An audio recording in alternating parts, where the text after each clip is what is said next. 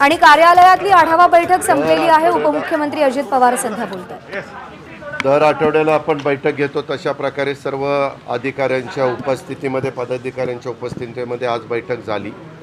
त्याच्यामध्ये बैठकीमध्ये वेगवेगळे महत्त्वाचे निर्णय झाले।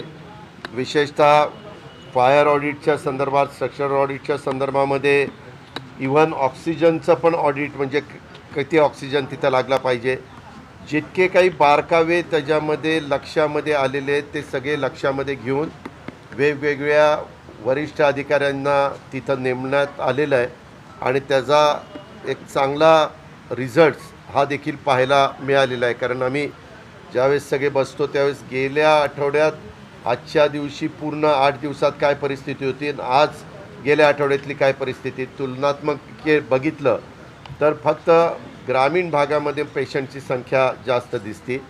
पुण्यामध्ये पेशंट वाढलेले नाहीत, थोडेफार कमी झालेले आहेत। पिंपरी चिंचवडमध्ये देखील तशाच प्रकारे आहे, परंतु अधिक लक्ष देण्याची गरज आहे। कारण तुम्हाला सगळ्या तुमच्या पाहण्यात आलं असेल, काल हायकोर्टाने स्वतः मुख्यमंत्र्यांना म्हणजे सरकारला सांगितलेलं आहे की पुण्यामध्ये कठोर लॉकडाऊन त्या ठिकाणी केलं पाहिजे। अशा प्रकारे त्यांनी त्यांचं मत व्यक्त केलेले, त्यांनी काही सूचना त्या ठिकाणी केलेल्या जो त्यांना अधिकार आहे।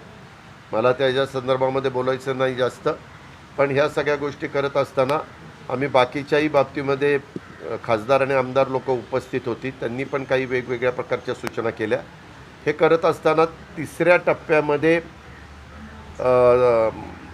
पुन्हा आपल्याला सामोरं जावं लागेल अशा प्रकारे बरेच जण बोलत आहेत। म्हणून तिसऱ्या टप्प्यामध्ये आपल्याला जो काही दुसऱ्या टप्प्यात धावपळ करावी लागली, ऑक्सिजनच्या संदर्भामध्ये असेल, व्हेंटिलेटरच्या संदर्भामध्ये असेल किंवा इतर वेगवेगळ्या गोष्टीच्या बद्दल असेल, रेमडेसिवीर इंजेक्शनच्या बद्दल असेल, वॅक्सिनच्या बद्दल असेल, अशा अनेक गोष्टीच्या संदर्भामध्ये थोड्याशा धावपळ करावी लागली। तशी धावपळ पुढच्या वेळेस करायची वेळ येऊ नये म्हणून जी काही आपल्याला त्याच्या संदर्भामध्ये पायाभूत सुविधा, ज्याला इन्फ्रास्ट्रक्चर म्हणतो, ते उभं करण्याची गरज आहे। ते आम्ही उभं करायचं हातामध्ये घेतलेलं आहे।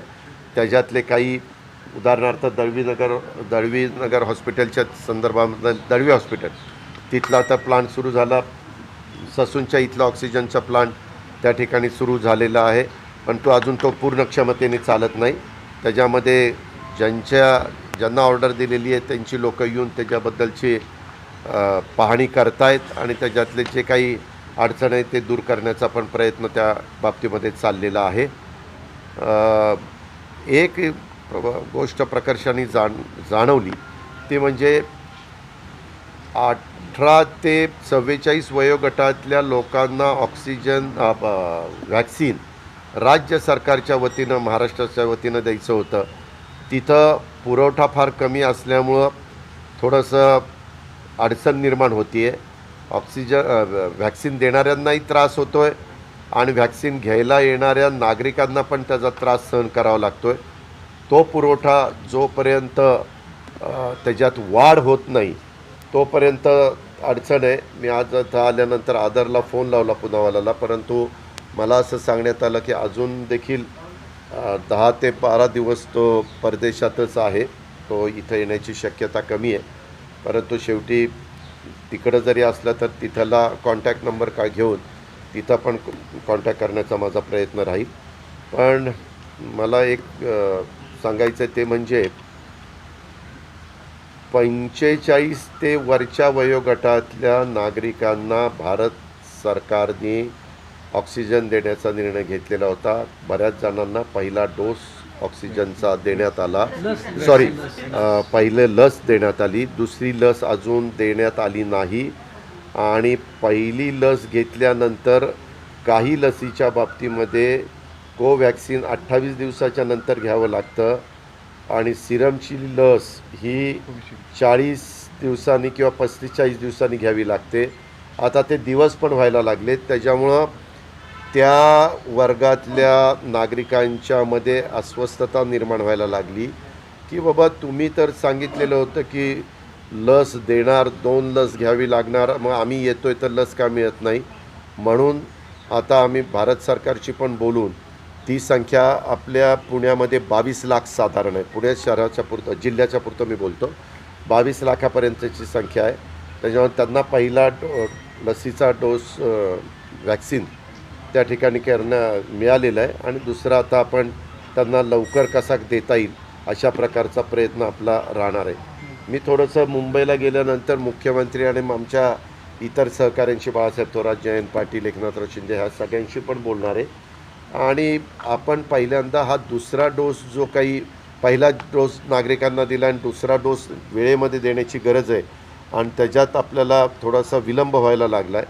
ते विलंब होऊ नये, ते लवकर व्हावं त्याच्याकरता आपण त्याला प्राधान्य देऊ अशा प्रकारे साधारण विचार आम्ही करतो आहे. आणि बाकीच्या वर्गाला जी लस द्यायची त्या संदर्भामध्ये परदेशातली पण लस आयात करायला खरं तर केंद्राने परवानगी दिली पाहिजे. ती जर दिली आणि त्याचा रेट हा सुप्रीम कोर्टाने मध्ये आदेश दिलेले आहेत की राज्यांना वेगळा दर आणि भारत सरकारला वेगळा दर असा करून चालणार नाही. त्याच्यामध्ये एकच दर असावा, कारण भारत सरकारला मला वाटतं 180 रुपयाला लस मिळाली. आम्हाला जो भारत बायोटेकवाल्यांनी दर दिलेला आहे तो 400 रुपये दिलेला आहे आणि सिरमचा दर मला वाटतं 300 रुपये आहे. म्हणजे 180, 300 आणि 400 अशी याच्यामध्ये तफावत आहे. तर त्या संदर्भामध्ये असं समक्षच मीटिंग झाली तर जास्त बरं होईल. तशा प्रकारचा प्रयत्न आदर पुनावाला आल्यानंतर आम्ही त्यांच्याशी चर्चा करू. दादा, चुकीचं ब्रीफिंग झाल्याचं हायकोर्टाला असं महापौर म्हणतात आणि जी आकडेवारी जी आहे पुण्यातली, आता त्यांनी आता सांगितलं नुकतंच की ते प्रतिज्ञापत्र ॲफिडेव्हिट सादर करतायत की नेमकी खरी परिस्थिती नाराजगी व्यक्त काय? नाही, बरोबर आहे. ते आता शहराचे प्रथम नागरिक आहे, त्यांना त्याच्याबद्दल, कारण आता मुंबईची आणि पुण्याची तुलना व्हायला लागली. मुंबईमध्ये हायकोर्टाने कौतुक केलं, मुंबईचं दर ज्या पद्धतीनं घसरला, तिथलं जे कामकाज चाललं. इव्हन सुप्रीम कोर्टाने पण मुंबईमध्ये चाललेल्या कामाची स्तुती केली किंवा नोंद घेतली आणि बाकीच्यांना सांगितलं की ते करू शकतात तर तुम्ही का नाही, अशा पद्धतीनं सुप्रीम कोर्टाने पण उल्लेख त्या ठिकाणी केलेला आहे. आणि साहजिकच आता हे शहराचे प्रथम नागरिक असल्यामुळं की बाबा पुण्याचं काय होतं, पुणे शहराचा फक्त तिथं आकडे जात नाही. पुणे शहर, पिंपरी चिंचवड शहर आणि पुणे जिल्हा ग्रामीण भाग असं सगळ्यांचं मिळून तिथं आकडा जातो. तो आकडा गेल्यानंतर तो सगळा पाहिल्यावर थोडंसं विचार करणारा तो आकडा आहे. त्याच्यामुळं कदाचित न्यायाधीश महोदयांचं तशा पद्धतीचं मत आलं असेल. पण आता मेयर साहेबांना जे काही वाटतं ते त्यांनी त्याच्यामध्ये ॲडव्होकेट जनरलकडं पण द्यावं आणि त्यांच्या वतीनं शहराच्या वतीनं, कॉर्पोरेशनच्या वतीनं एखादा वकील देऊन, आता तर मला वाटतं आजपासून का उद्यापासून 1 महिन्याची सुट्टी लागलेली आहे हायकोर्टाला. पण तिथं सुट्टी जरी असली तरी सुट्टीच्या काळामध्ये देखील तातडीचं म्हणून काही जर केसेस असल्या तर एक बेंच बसलेलं असतं, त्यांच्या लक्षामध्ये आणून द्यावं.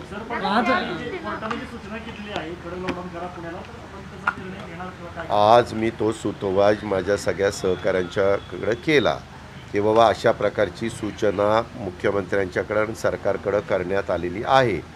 आता काही लोकप्रतिनिधींनी पण सांगितलं की बाबा तसं करण्याची गरज आहे. आणि पोलिसांचं काय मत येत आहे, पोलीस म्हणतात की बाबा तुम्ही सकाळी काही दुकानं उघडी असतात, आम्ही कुठं चाललो, भाजी घ्यायला चाललो, कुठं गेलो, दूध घ्यायला चाललो, असं वेगवेगळे सांगतात. त्याच्यामुळं कुणाला जास्त थांबवता येत नाही, ही त्यांची अडचण आहे. तर जो काही निर्णय घ्यायचा तो आम्हाला एकदा सांगा की बाबा ह्या पद्धतीनं राबवायचा, तर आम्ही त्या प्रकारे राबू. पण हे सगळं ऐकल्यानंतर सध्या आता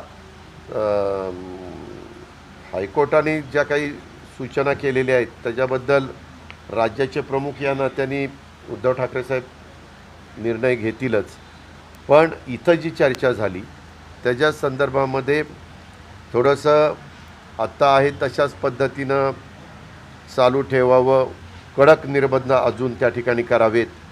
आणि कारण नसताना, ज्यांचं काम नसताना उगीचच बाहेर जे फिरतायत असे लोकांची संख्या, अशा वर्गाची संख्या कमी करता आली तर त्याच्यामध्ये निश्चितपणे रिझल्ट चांगले मिळण्याच्याकरता मदत होईल अशी सुविधा. ग्रामीण भागामध्ये काही कडक करतात बघा.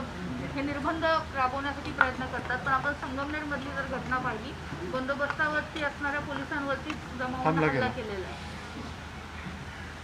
का आता काय झालं आहे, गेल्या वर्षभरामध्ये अनेक दिवस लोकांचे कामाचे दिवस गेले किंवा त्यांचे बाकीचे शेती इतर सगळ्याच गोष्टीच्या अडचणी.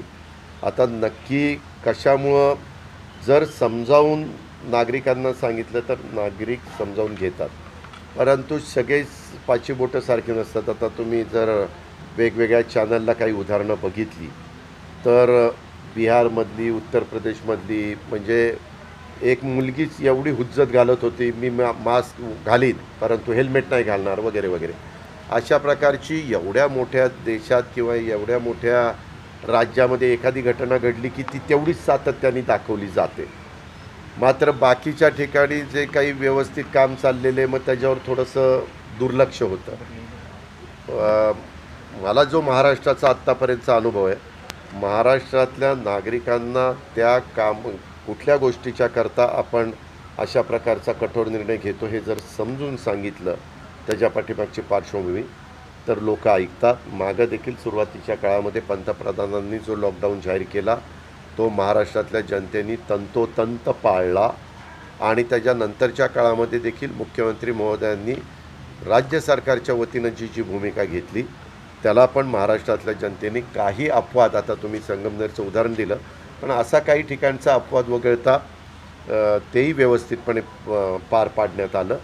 आता हा जो अपवाद झाला आहे त्याला शेवटी आमचे पोलीस आणि बाकीचे सगळे सहकारी, स्वतः आमचे सिनियर नेते महाविकास आघाडीचे बाळासाहेब थोरात हे संगमनेरचे आहेत, उद्या त्यांनी देखील जाऊन थोडंसं एक सगळ्यांना आव्हान केलं तर संगमनेरचं, मी जसं बारामतीचं 30 वर्ष प्रतिनिधित्व करतो ते 35 वर्ष झाली संगमनेरमधनं अनेक चढउतार आले तरी निवडून येत आहेत. त्याच्यामुळे त्यांच्याही शब्दाला तिथं किंमत आहे.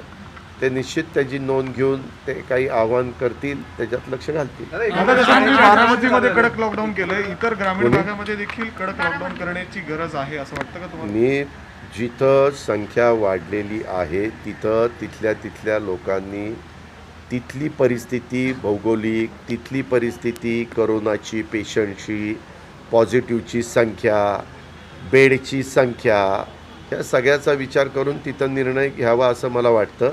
बारामतीमधले तिथल्या अधिकाऱ्यांनी मिळून तो निर्णय घेतला. त्यांनी मला कानावर घातला की दादा आम्ही असा निर्णय घेतो, 7 दिवसाच्या करता हा निर्णय घेणं आम्हाला योग्य वाटतं. मी त्यांना येस म्हणतो. दादा, एकीकडे शाळेचे ॲडमिशन चालू झाले, शाळा कधी चालू होईल हे सांगता येत नाही, तरी पण आता काय झाले, फिया ज्या आहेत त्या लोकांचे 100% आकारल्या जातात. कोर्टाने पण सांगितले की त्या राज्य सरकारने लक्ष घालून फियांच्या बाबतीत काय ते निर्णय. आमच्या शालेय शिक्षण मंत्री वर्षाताई गायकवाडांनी त्याच्यात लक्ष घातलं, परंतु त्यांच्या घरातच त्यांचे स्वतःचे वडील एकनाथराव गायकवाडांचं दुःखद निधन आत्ताच अलीकडं 4-5 दिवसापूर्वी झालं आणि त्याच्यामुळं त्या थोडंसं त्या ह्याच्यामध्ये आहेत.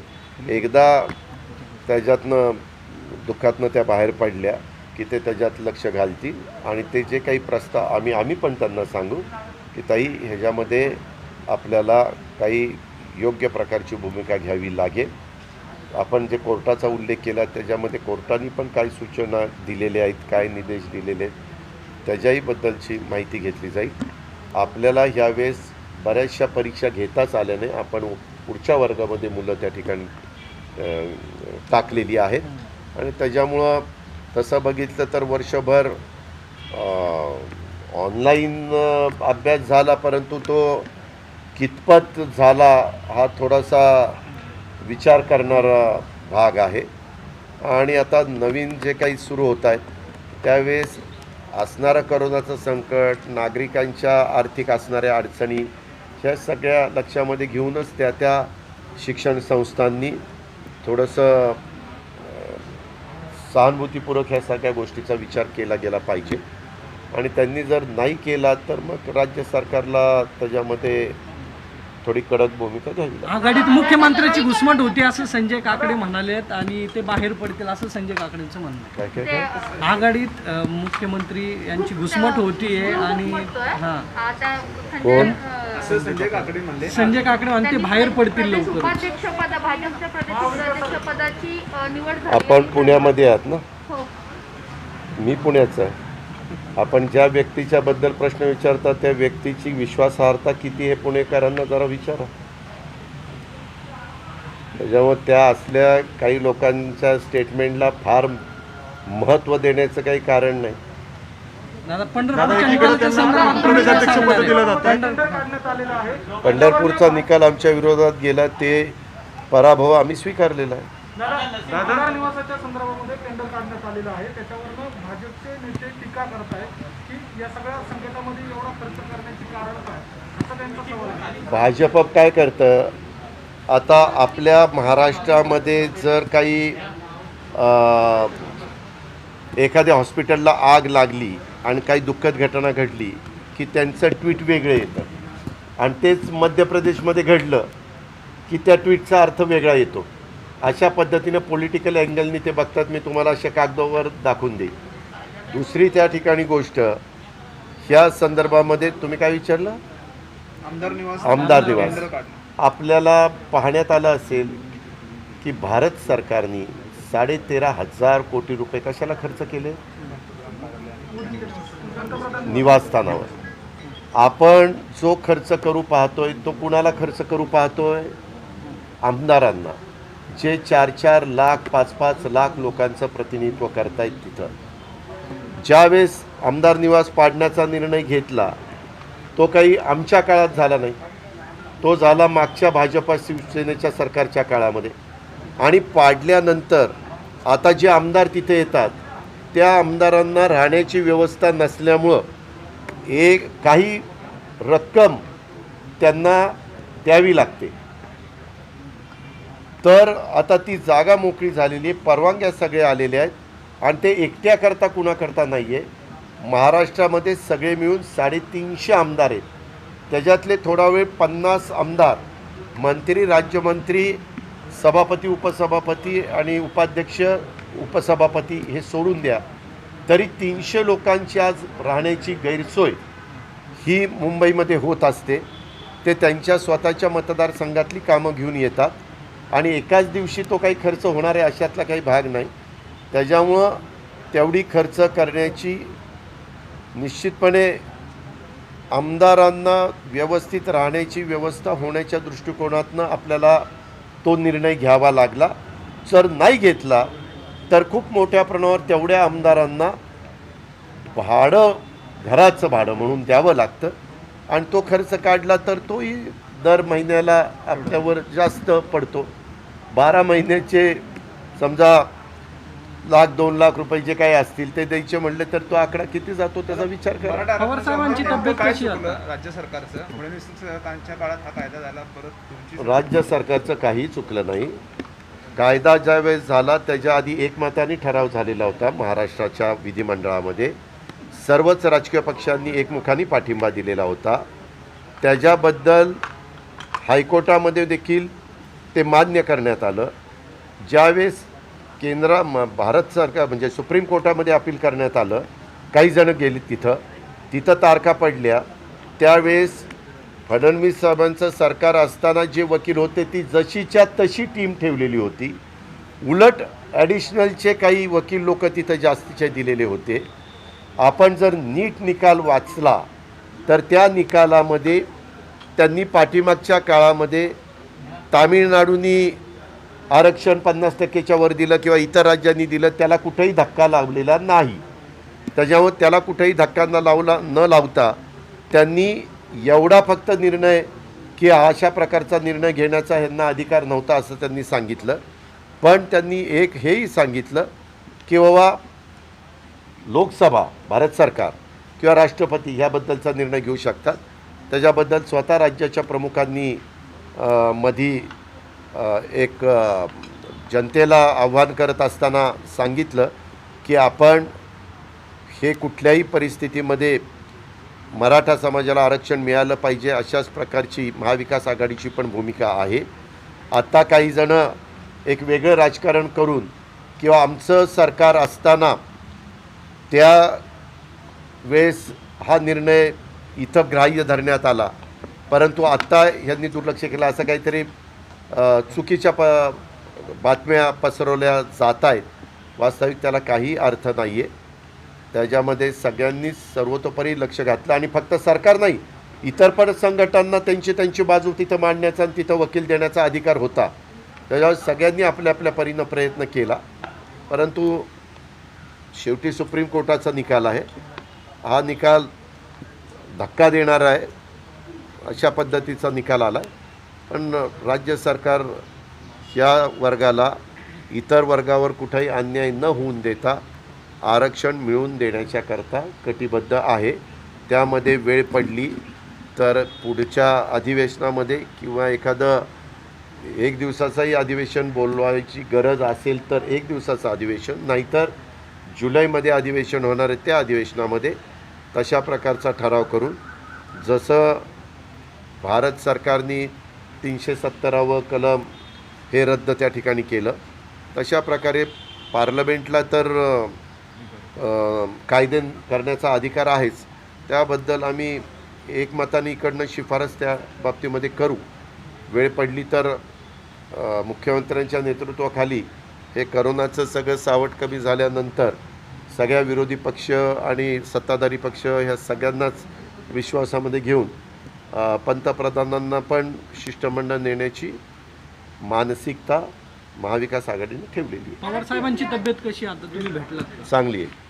दादा, लसीकरणाचा प्रचंड गोंधळ आहे. लोक 5-5 वाजेपासून लाईनमध्ये उभे राहतात. काहींना पहिला डोस मिळतो, दुसरा मिळत नाही. सगळा गोंधळ सध्या गोंधळ नाही. आपण एक लक्षात घ्या, आपल्या देशामध्ये लस तयार करणाऱ्या 2च कंपन्या आहेत, एक सिरम आणि दुसरी भारत.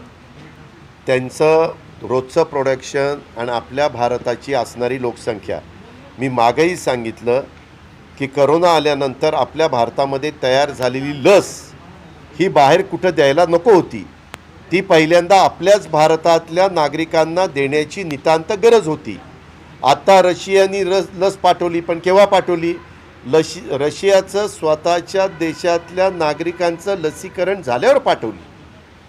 आपण आपली लसीकरण सुरू करायच्या आधीच परदेशामध्ये बाकीच्या राष्ट्रांना लस पाठवली. हा अतिशय चुकीचा निर्णय घेण्यात आला आणि आत्ता मात्र आपल्याला लस लागते 18 ते 44 वयोगटातल्या लोकांना द्यायला. 5,71,00,000 ते पॉप्युलेशन महाराष्ट्राचं आहे. आपण थोडा वेळ ते 6 कोटी धरलं, 6 12 कोटी लस आपल्याला त्यांना लागते.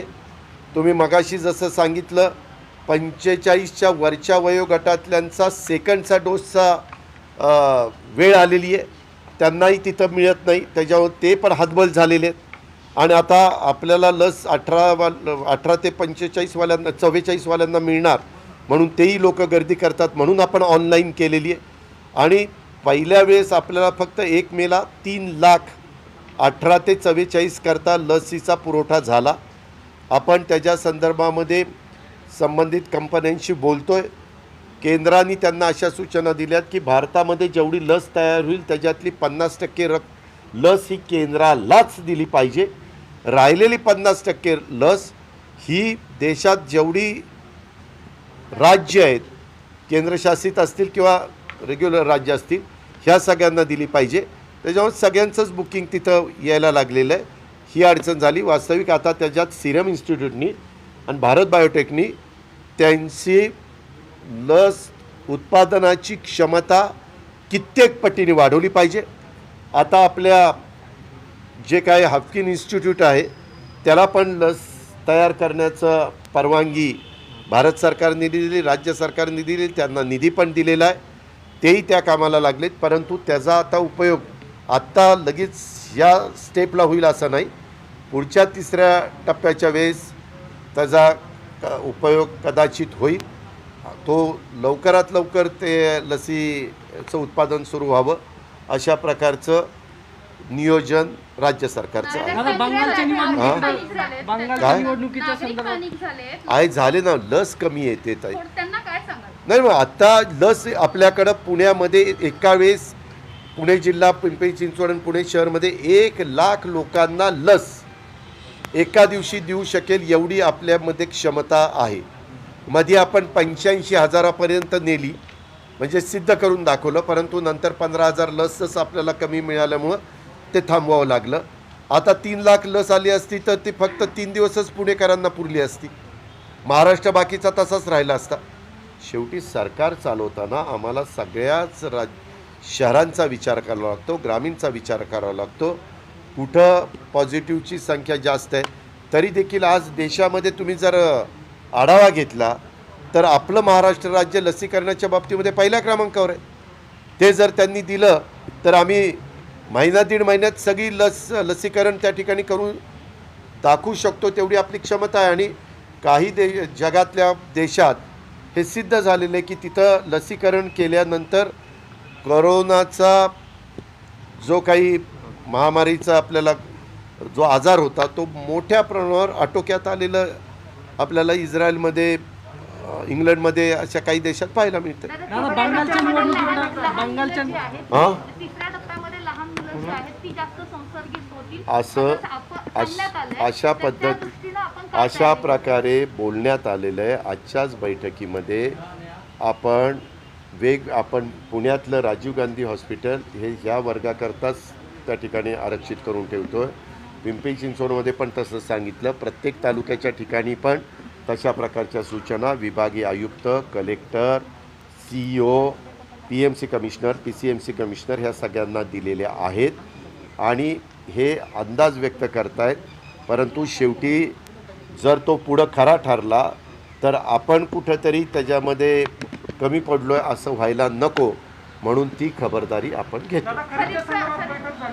पण हा खरीपच्याबद्दल बैठक झाली. त्याच्यामध्ये जे काही बियाणं पाहिजे ते बियाणाची आपल्या पुणे जिल्ह्याची गरज जी काही आहे ती गरज निश्चितपणे पूर्ण केली जाईल अशा प्रकारचं नियोजन केलेलं आहे. युरिया आपल्याकडं व्यवस्थितपणे त्याचा साठा आहे. NPK मध्ये 10, 26, 26, 19, 19, 19 हे जे काही खतं आहेत त्याही संदर्भामध्ये रॅक हे आपल्या आता सुरू होतील.